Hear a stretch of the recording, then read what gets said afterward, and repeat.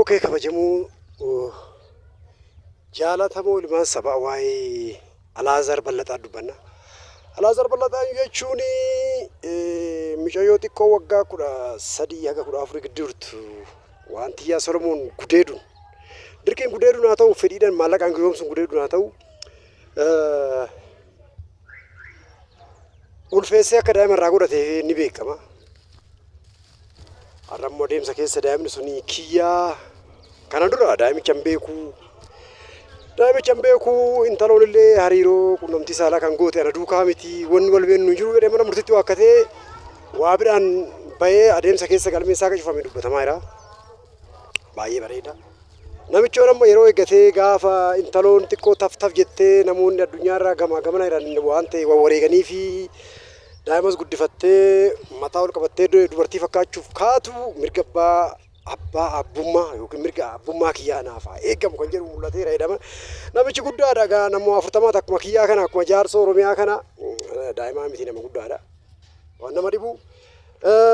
Kana seerri akka biyyattii maal jedhaa kan jedhu ta'u laallee gabaabinumaan seerri akka biyyattii keeyyata 626 jalatti namni tokko umurii isaa waggaa 13 ol ta'e durbee yookiin shamarree ol guddattuu waggaa 18 gadi fedhiin haa ta'u haaluma kamiinuu qunnamtii saalaa raawwate yakkamaa isaadha.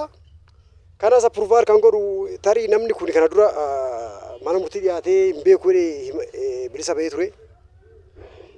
Wanti isaa jedhamu yirgaa gisee jedhan period of limitation kan jedhu keessatti keeyyata 217 jalatti namni akka kana shakkame yookiin himatame yeroo wanni isaa yeroo wanni kun itti cufamu yookiin yeroo limitation inni ta'u haga waggaa 20tti. Dubbiin tun immoo kan taate reefu waggaa 3 maal la fakkaate. Kanaaf namichi kun akkuma sabaattuu akkuma Oromootti yoon jedhus sanis keessaa hunba'ee akkuma dhugaattuu jechuudha. Daa'ima xiqqoo daa'imni kun daa'ima keessa too ta'e daa'ima obboleessa kiyyaa fira keessa obboleettii keessa too taate akkamitti ilaalla. Seerri biyya kana keessatti abbummaa isaa mirga abbummaa eegamuuf jedhameera. Kana keenyatti sirriidha.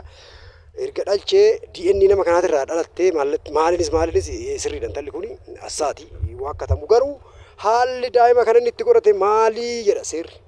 It is against the crime procedures, right?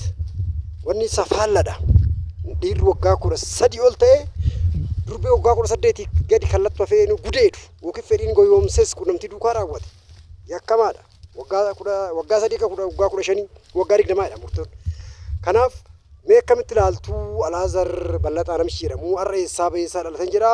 Guddaa galatooma fayyaa ta'a. Alola irra jechaadha.